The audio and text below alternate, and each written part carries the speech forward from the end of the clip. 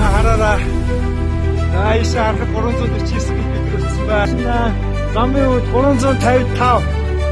Тийм.